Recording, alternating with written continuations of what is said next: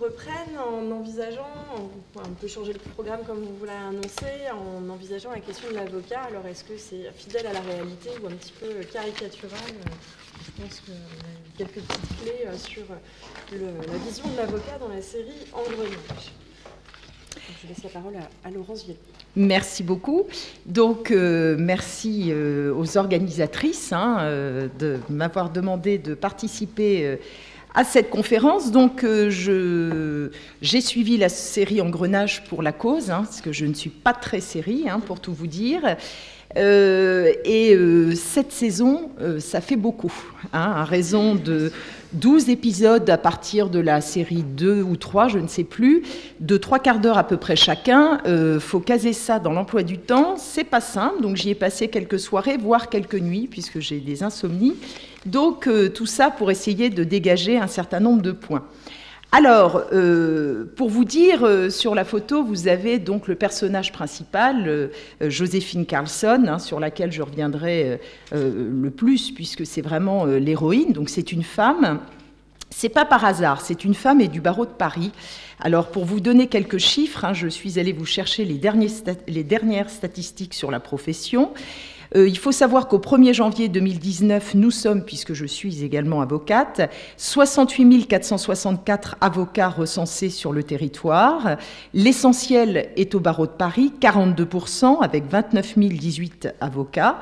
Et c'est pas par hasard s'ils ont choisi comme héroïne une femme, puisque depuis 2009, les femmes ont dépassé les hommes. Et en 2019, 56,4% des avocats sont des femmes. Donc, pour vous dire, tout cela n'est pas un hasard. Alors, c'est un très beau métier. On a Pierre Clément à l'image. Pierre Clément qui va passer du ministère public au barreau. Tu en parleras sans doute en tant que procureur, enfin substitut. Et il va devenir donc avocat, tout cela en raison du poids de la hiérarchie, sur laquelle tu reviendras. Et il va prendre la robe, c'est ce qu'on appelle prendre la robe, pour avoir plus de liberté finalement. Alors, on retrouve un certain nombre de phrases classiques en pratique. La parole est à la défense, ou maître, vous avez la parole, parce que l'avocat, c'est un défenseur. Donc, effectivement, il n'a rien à voir avec un juge d'instruction, encore moins avec le parquet. C'est un pilier de la démocratie. Il défend les droits de chacun, l'équité, la liberté de tous. Il influe sur le destin des vies ordinaires. C'est un homme ou une femme, en l'occurrence une femme, de verbe et de robe. Alors, c'est aussi un acteur, l'avocat, surtout quand il plaide. On est acteur, ça fait partie aussi du métier. Alors, on a parfois justement des remarques qui sont utilisées par Maître Carlsson, qui sont intéressantes. Elle dit justement à un moment, je ne suis pas là pour faire du théâtre, je règle des comptes. Voilà, on peut être pour toutes sortes de raisons avocat. Elle le sera parce qu'elle a une histoire personnelle compliquée, si vous avez suivi la série. Elle a un père qui était magistrat, président de cour d'assises, mais qui avait une facette personnelle beaucoup moins intéressante, puisqu'il battait sa mère, qui a fini par se suicider. Et donc on sent qu'elle a quand même une dent contre les magistrats. On en reparlera. Donc, ce qui est intéressant aussi chez elle, je vais vous en reparler, c'est qu'elle va utiliser un certain nombre de statuts qui seront peut-être les vôtres si vous êtes intéressé par le métier. On la voit au début, dans la première saison, toute jeune collaboratrice, et puis ensuite elle intégrera un cabinet, et même un gros cabinet d'affaires, en s'associant avec d'autres avocats. Elle a un parcours aussi un peu particulier, puisqu'elle va même faire de la prison dans la saison 6, parce qu'elle a tenté de tuer son principal associé, alors pas sans raison, puisqu'il l'a violée. Voilà, tout cela est assez intéressant. Donc c'est un personnage intéressant, mais alors, je ne peux pas vous dire le contraire, pour le coup, complètement caricatural. On n'est pas tous comme ça, on ne passe pas tous par ces étapes-là pour être avocat, et heureusement. Alors, il y a d'autres avocats dans la série. Il y a Pierre Clément, qui est le converti, comme je vous le disais. On a aussi, dès la première saison, Maître Escudier qui meurt au premier épisode en pleine audience. Alors évidemment, là aussi, ça n'arrive pas tous les jours, rassurez-vous. On a Maître Vincent Leroy qui est radié, je vous en dirai quelques mots.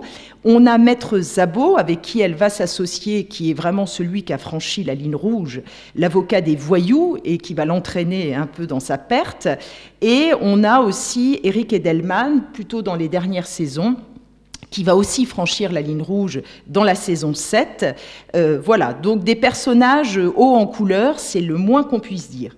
Alors, je vais articuler mon propos autour de 2 thèmes. Le premier thème, c'est l'avocat en lui-même, c'est-à-dire un petit peu la forme et le fond de l'avocat, si je reprends le plan de Théo. Et après, je vous parlerai plus du dossier en lui-même, comment on traite un dossier, parce que ça, pour le coup, je trouve que c'est assez bien montré par la série. Il y a des choses vraiment clés qui sont montrées dans la série Engrenage. Alors, si on commence par l'avocat, premier point, il y a quand même un grand absent dans la série, c'est le saint patron des avocats. On n'en parle pas. Or, nous avons un saint patron qui est Saint-Yves, il faut le savoir. C'est un homme qui a été prêtre, magistrat, avocat. Donc, vous voyez Pierre Clément, hein, qui passe comme ça du parquet au barreau. Eh bien, finalement, c'est un peu, quelque part, un héritier de Saint-Yves. Saint-Yves, pourquoi est-il un saint? Eh bien, parce que, justement, il était guidé par l'équité, la grande charité. Et donc, il a défendu toutes sortes de personnes, des personnes plutôt défavorisées, des pauvres, des mineurs, des veuves, des orphelins. Alors, avant de les assister, pour lui, il était important que la cause soit juste. C'était la cause véritablement de son engagement. Et après, il ne ménageait pas ses efforts, puisqu'il les défendait sans rémunération, sans dédommagement. Et donc, il s'investissait au maximum dans sa tâche. Et ça lui a suscité un certain nombre de jalousies, puisque ses confrères l'invectivaient durement, le traitaient de coquin, de truand ou de gueux. Donc vous voyez, finalement, Joséphine Carlson n'est peut-être pas si loin de l'esprit de Saint-Yves par certains côtés. Mais voilà, lui, en tout cas, en faisait fi. Et on dit qu'il a été le premier avocat à entrer au paradis. Donc ça, c'est pour la petite histoire. Alors, la carrière d'un avocat, ça démarre par quelque chose de très important, qui est la prestation de serment. Et ça, on vous la montre dans la série, puisque c'est Pierre Clément, lorsqu'il va devenir avocat, qui prête serment. Et la prestation de serment, elle est très importante, parce que on lève la main et on donne la formule suivante: je jure, comme avocat, d'exercer mes fonctions avec dignité, conscience, indépendance, probité et humanité. Donc voilà, ça c'est une formule qui guide toute la vie de l'avocat et qu'il ne faut jamais oublier. Alors avant on le faisait en gants blancs, maintenant ça ne se fait plus, hein, ou de moins en moins. Alors par contre, ce qu'on a, c'est la robe. Et la robe, vous voyez, on vous la montre, c'est le costume d'avocat. Alors le costume se compose en fait de cette robe noire avec le rabat blanc devant, et vous avez une épitoge au niveau de l'épaule. Alors, on voit qu'on est à Paris parce que l'épitoge, elle est noire ici. L'épitoge, c'est ce qu'il y a sur le côté, hein, qui redescend.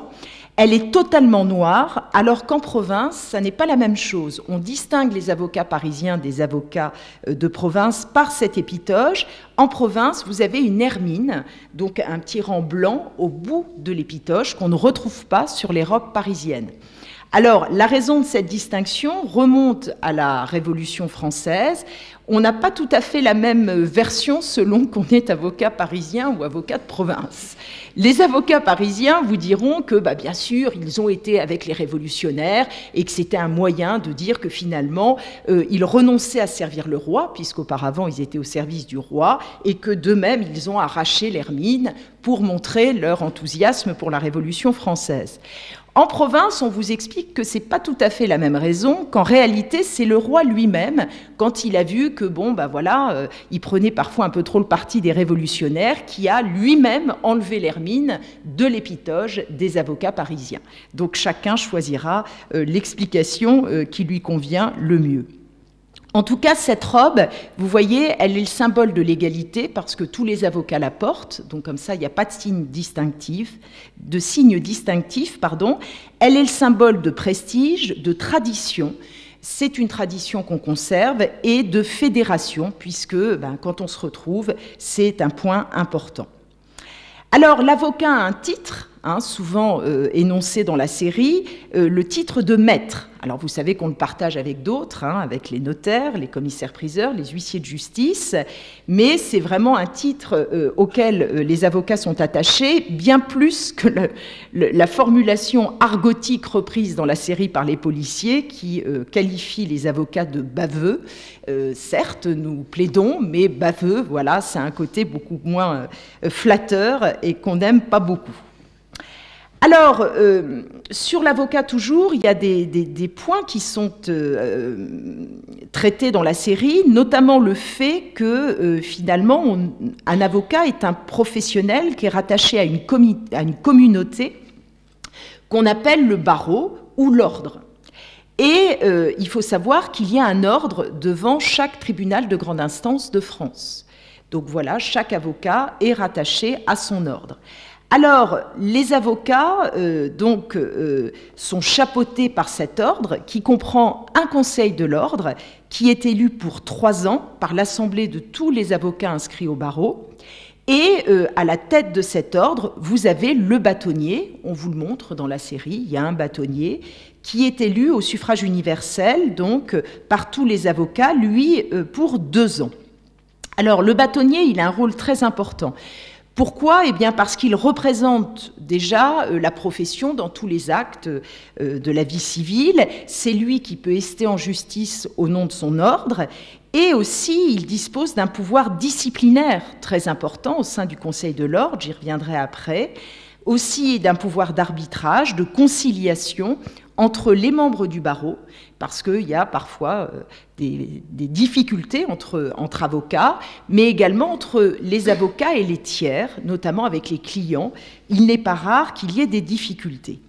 Alors, on parle de cet ordre dans la série, puisqu'on voit le bâtonnier, et Pierre Clément va se présenter au Conseil de l'ordre, auquel d'ailleurs il va être élu. Et donc, voilà, c'est quelque chose qui, pour le coup, est assez bien montré, même si on n'insiste pas beaucoup sur tout cela, si ce n'est qu'on vous montre quand même les confrères qui sont très obséquieux avec les membres du Conseil de l'ordre et le bâtonnier. Ça, c'est parfois une réalité.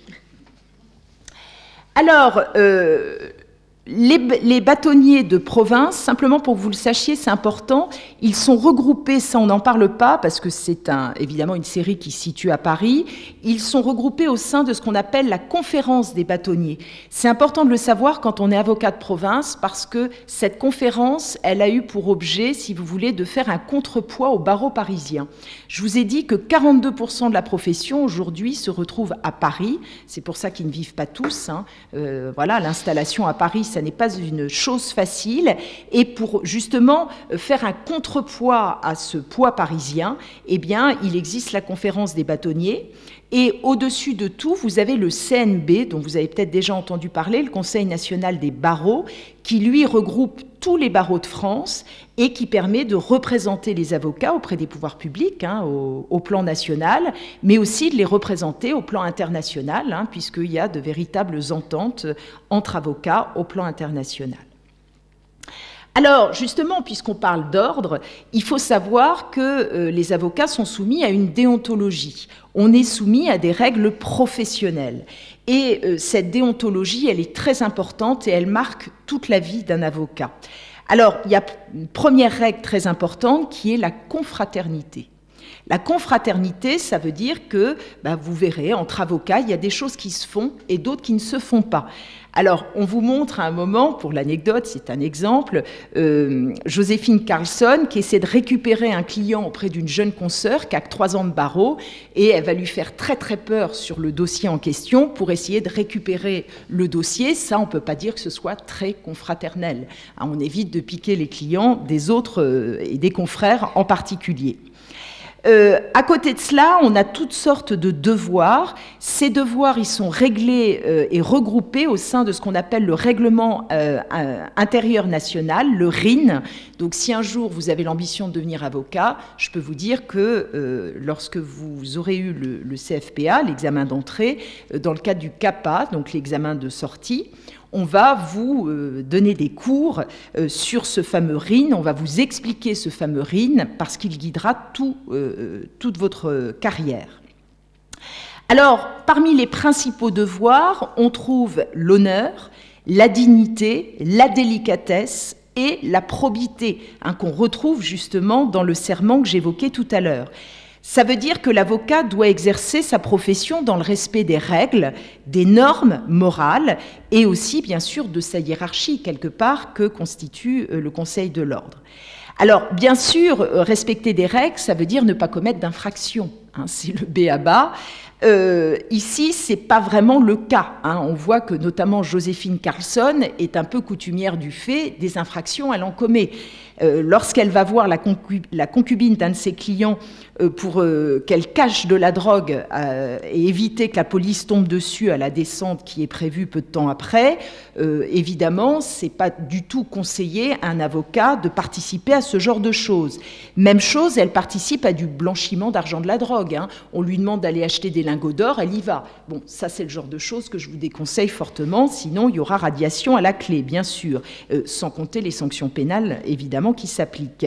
Bien sûr, il faut éviter de tuer son associé aussi, comme elle le fait. Alors vous me direz, bien sûr, oui, mais elle ne tue pas sans raison, il l'a violée. Certes, mais bon, on n'est pas dans un pays dent pour dent, œil pour œil, d'une justice privée. Normalement, l'avocat est aussi là pour rappeler que la justice est publique. Alors, autre devoir très important, c'est l'indépendance. Alors là, justement, on évoquait cette indépendance. Alors, l'indépendance, ça veut dire qu'on doit justement conseiller et défendre ses clients sans être atteint par une pression extérieure ni par ses propres intérêts. Alors, notamment en ce qui concerne les propres intérêts, normalement, on n'est pas motivé que par l'argent, ce qui est le cas notamment de Maître Sabot. Alors là, lui, c'est clair, c'est net, il choisit ses clients en conséquence, il n'y a que l'argent qui le guide. Même chose pour Joséphine Carlsson, à certains moments de la série, quand elle peut encore choisir ses clients, parce que ça se complique après, voilà, l'argent ne doit pas être un moteur. Alors, indépendance aussi vis-à-vis, bien sûr, de la police, indépendance vis-à-vis des magistrats. Et là-dessus, Maître Carlsson a quelques sorties qui ne sont pas négligeables. J'ai relevé particulièrement celle-ci qui m'a assez plu, plutôt crever que de baisser ma culotte devant les juges. Donc vous voyez, elle a du tempérament, Joséphine Carlsson, elle n'a peur de rien, puisque, on le verra dans la série, elle va même attaquer justement le juge d'instruction et le procureur, parce qu'il y a toute une sombre histoire, pour que je vous raconte quand même l'anecdote, où on a le procureur qui se trouve impliqué dans une affaire dans laquelle on a un jeune homme, en fait, qui est retrouvé mort par excès de Viagra. Donc manifestement, il y avait tout un contexte un peu sado-maso. Et finalement, on va se rendre compte que quelqu'un prévient les secours, et ce quelqu'un, c'est le procureur Machar, justement, qui est directement impliqué dans l'affaire parce que c'est lui qui était avec le jeune homme. Et Joséphine Carlsson estime que le juge d'instruction, pour le coup, va un peu s'allier avec le procureur, va pas mener une instruction parfaitement satisfaisante, et donc elle va les assigner tous les deux. Aucune peur là-dessus pour elle. Même chose vis-à-vis de la police, puisqu'elle va quand même déposer plainte auprès de l'IGPN, la police des polices, vous connaissez, contre les commandants Escoffier et Berthaud. Donc ça, par contre, on peut le dire, elle est le symbole de l'indépendance. Là, il n'y a pas de souci. Enfin, symbole de l'indépendance, oui et non, parce qu'à la fin de la série 7, elle va quand même s'allier avec le juge d'instruction pour livrer celui qui est responsable donc, des infractions de cette série. Donc, vous voyez, effectivement, on a des relations parfois un peu ambiguës et qui ne semblent pas forcément traduire la réalité. En général, on est chacun dans notre camp, on ne mélange pas tout.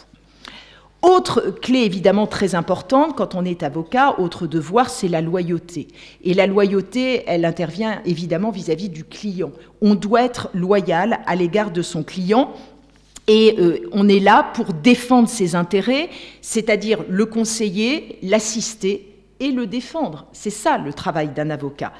Alors, ici, on a vraiment des problèmes de loyauté. Franchement, Joséphine Carlsson aurait de gros soucis si tout cela se passait dans la réalité.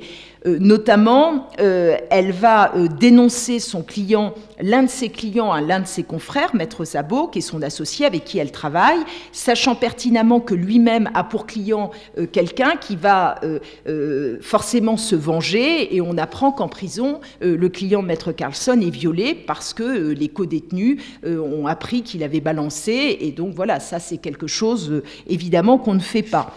Même chose, à un moment, elle se met d'accord avec le capitaine Berthaud pour éviter d'avoir trop de problèmes elle-même, sans l'accord de son client.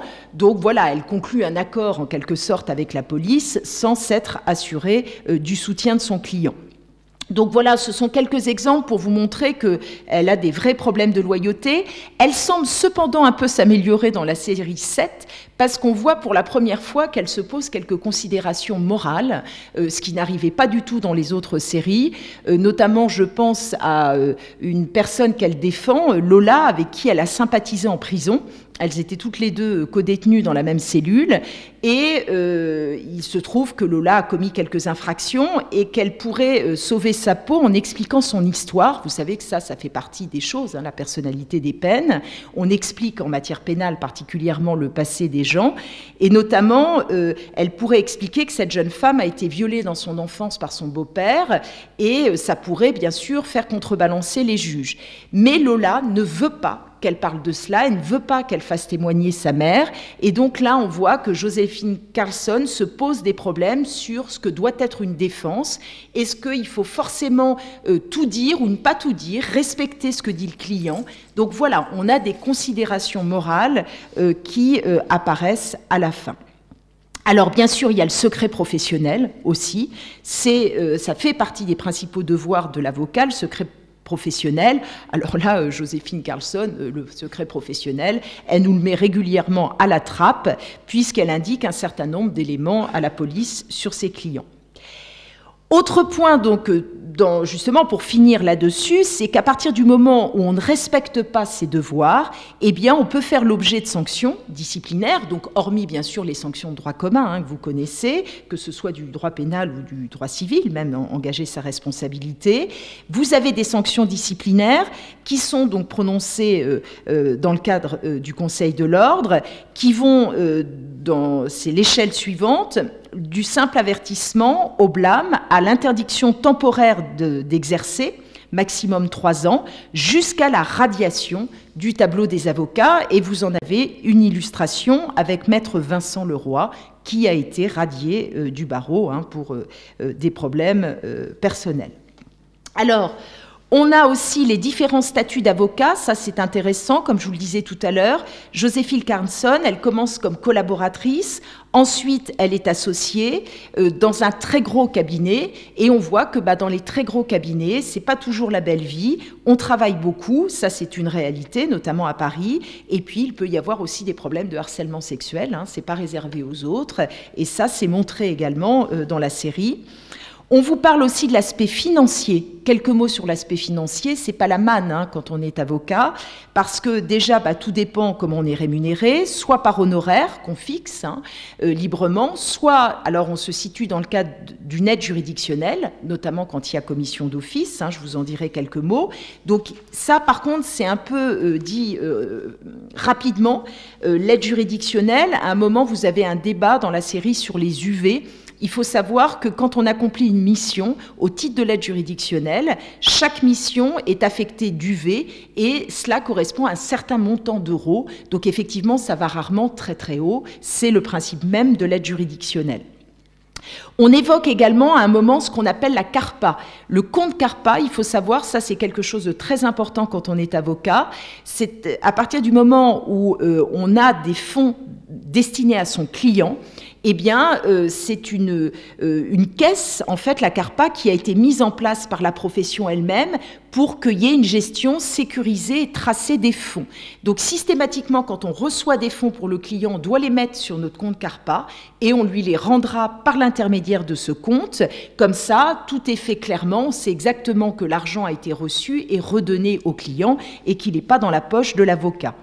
Alors, sur les charges, on vous parle de l'URSSAF, du RSI, alors maintenant ça a été fusionné, mais il y a aussi l'ordre, la retraite, le SAF, qui est le syndicat, voilà. Donc des charges, vous savez, il y en a beaucoup et qui absorbent énormément ce qui est gagné.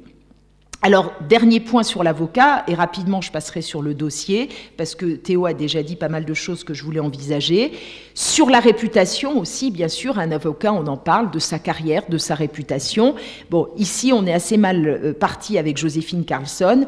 Comme lui dit le capitaine Berthaud, dès que ça pue, vous êtes dans les parages. Donc, ça en dit assez long sur le personnage. Heureusement, tous les avocats ne sont pas concernés par ce genre de remarques. Alors, deuxième point, second, même il n'y en aura pas d'autre, le dossier. Alors, le dossier, bien sûr, avant le dossier, il y a le client. Alors, le client, on vous en parle, il y a le bon, il y a le mauvais, ça dépend si on a un espoir de réussite et de ne pas être condamné au pénal ou pas, parce que ici, évidemment, c'est surtout l'aspect pénaliste de l'avocat qui est traité. Voilà, l'avocat ne fait pas que du droit pénal, mais ici, c'est vraiment ce qui est le plus traité. Alors, Maître Carlsson, elle les accepte tous, même vulgaires ou mal élevés, c'est pas un problème. Par contre, il ne faut pas être trop proche de ses clients. Et c'est Pierre Clément qui en fera les frais, parce qu'il va notamment se prendre d'affection pour un jeune homme, Dylan, qui va le poursuivre après pour viol aggravé, alors qu'il l'a hébergé. Ça, c'est la chose qu'on ne fait jamais. Quand on est avocat, là aussi, il faut mettre de la distance par rapport à ses clients, parce que sinon, c'est très dangereux. Et il va même se faire enlever pour un autre. Alors lui, Pierre Clément, pour le coup, il était un peu trop dans l'empathie, il n'avait pas suffisamment de recul. En tout cas, n'oubliez pas une chose si vous voulez être avocat, une règle, son pire ennemi est son client. Donc attention, il ne faut jamais l'oublier, ça. Alors, autre élément que j'ai trouvé pas mal dans la série, c'est qu'on vous montre la clé du métier sur un dossier, c'est la stratégie. Il faut toujours avoir une stratégie, particulièrement en matière pénale, mais je vous dirais pas seulement. Même dans d'autres matières, il faut toujours avoir une stratégie du dossier. Vous savez, en droit, on soutient tout ce qu'on veut. On est là, nous, pour défendre uniquement l'intérêt de son client, soutenir tout ce qu'on peut dans l'intérêt de son client. Et donc, il faut adopter une stratégie. Alors, vous avez des stratégies qui vous sont données ici, toujours en matière pénale, puisque c'est le cœur du sujet. Voilà, vous avez des braqueurs qui ont été pris en flagrant délit. Et on va retourner la situation, c'est Joséphine Carlsson qui va le faire sur les conseils de Vincent Leroy, en montrant que finalement ces braqueurs étaient tous des victimes de la police. Comme ça, on retourne le jury. Vous avez une autre stratégie lorsqu'elle va défendre un fils qui a tué son père. Eh bien, personne ne va comprendre, elle va lui demander finalement d'avouer, de dire où il a placé tous les éléments qui lui ont permis de commettre l'infraction, et en définitive, elle n'a pas forcément tort, parce qu'elle va démontrer pourquoi le fils a tué son père, tout simplement il était victime de sévices de la part de son père, voilà, mais tout cela peut paraître un peu étonnant, elle est critiquée pour cela, mais c'était sa stratégie, donc ça c'est vraiment quelque chose d'important. Alors, en matière pénale, voilà, on vous parle des assises. Quand les avocats en parlent dans la série, c'est le Graal, la reine, c'est vrai. C'est le Graal pour un avocat de faire des assises. J'ai eu l'occasion, moi, d'en faire une fois. Je peux vous dire que c'est vraiment assez exceptionnel. C'est une arène. Alors, là aussi, Maître Carlsson, à un moment, a une phrase qui m'a bien plu, enfin, en façon de parler. Hein. Elle dit « Un procès, c'est un combat truqué. Il n'y a pas de justice. L'arbitre est acheté et pas vous. Il y a une seule façon de gagner. Il faut mordre à la gorge et tant pis s'il y a du sang. » Donc voilà, tout le monde n'est pas comme ça, rassurez-vous, ne va pas jusqu'à cet extrême, mais vous avez certains confrères qui vont jusque-là. Donc bien sûr, la plaidoirie est très importante, c'est l'éloquence, un art de bien dire ou de mentir, comme vous voudrez. Et sur l'aspect pénal, alors on a déjà parlé de beaucoup de choses, effectivement. Là encore, dans la série, on vous montre assez peu de défenses de victimes. Ce sont surtout des défenses de personnes poursuivies qui sont assurées. On évoque bien sûr la garde à vue, le droit à l'avocat, j'y reviens pas, ça a été expliqué par Théo. La comparution immédiate également. On évoque une reconstitution, notamment la reconstitution d'un viol avec un mannequin. Pour ceux qui ont vu la série, ça fait un peu pleurer. En plus, voilà, parce que c'est un mannequin en plastique. Enfin, tout ça, c'est un peu terrible. En présence des avocats, bien sûr, les reconstitutions. Et on évoque la commission d'office. Alors, la commission d'office, c'est quelque chose de très important particulièrement lorsque l'assistance d'un avocat est obligatoire en matière pénale, eh bien, si la personne ne connaît pas d'avocat ou ne sait pas qui choisir, on peut lui en nommer un. Alors, c'est le bâtonnier de l'ordre des avocats, justement, qui va désigner un avocat. Donc, c'est réglementé par le code de procédure pénale, bien sûr. Et il faut savoir qu'un avocat, lorsqu'il est nommé d'office, ne peut pas, en principe, refuser cette commission d'office, sauf à justifier son impossibilité de l'assumer et à condition aussi que le bâtonnier l'approuve. Donc, vous voyez, il y a un certain nombre d'actes qui sont faits toujours sous l'égide du bâtonnier. Voilà, donc c'était quelques éléments, tout cela pour vous dire que dans la série, on en fait un métier parfois dangereux, puisque Joséphine Carlson finit en prison, Pierre Clément, lui, il va prendre une balle perdue à cause d'un de ses clients qui va le menacer avec un couteau, donc voilà. Mais rassurez-vous, ça n'est pas que ça, le métier d'avocat, c'est un beau métier. Et encore une fois, ici, on n'est vraiment que sur l'aspect pénal. Or, il y a beaucoup d'avocats qui font autre chose que du droit pénal, et en plus, dans une caricature de l'aspect pénal, même les très grands avocats ne se comportent pas comme Joséphine Carlson. Je vous remercie.